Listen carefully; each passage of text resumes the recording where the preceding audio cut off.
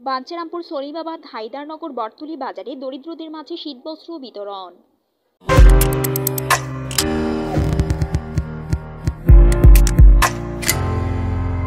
সত্যের সন্ধানে আমরা, ব্রাহ্মণবাড়িয়া নিউজ।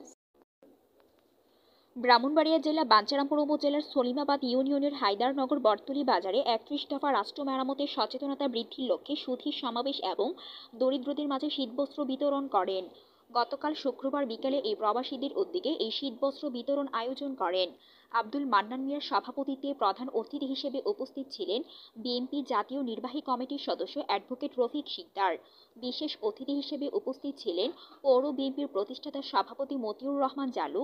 অন্যান্যদের মধ্যে আরও উপস্থিত ছিলেন বিএনপি নেতা মীর মোশাররফ হোসেন, নিজামুদ্দিন সরকার, মুখলিস মিয়া, জালাল মেম্বার, কবির হোসেন, আওয়াল মিয়া, আলম মিয়া, আক্কাস মিয়া মুসলিম, মোমেন নাসির মাস্টার, আব্দুর রশিদ, ডাক্তার আলিম হাকিম। আয়োজন করেন আবুল হোসেন, মুস্তফা কামাল, বিল্লাল হোসেন, রফে মিলন, নজরুল ইসলাম, সুহাগ, স্বপন ফারুক। পরিচালনায় নজরুল ইসলাম, লিটন মিয়া, কবির, রহুল আমিন, জাহাঙ্গীর, মহাসিন, জালাল, শাহিন, রমজান, শাহাবুদ্দিন প্রমুখ। বিএনপির নির্বাহী কমিটির সদস্য অ্যাডভোকেট রফিক শিকদার বলেন, এই রাষ্ট্রের মালিক শুধু জনগণ। 15 বছরে এখানে রাষ্ট্রের মালিকানা জনগণ ছিল না।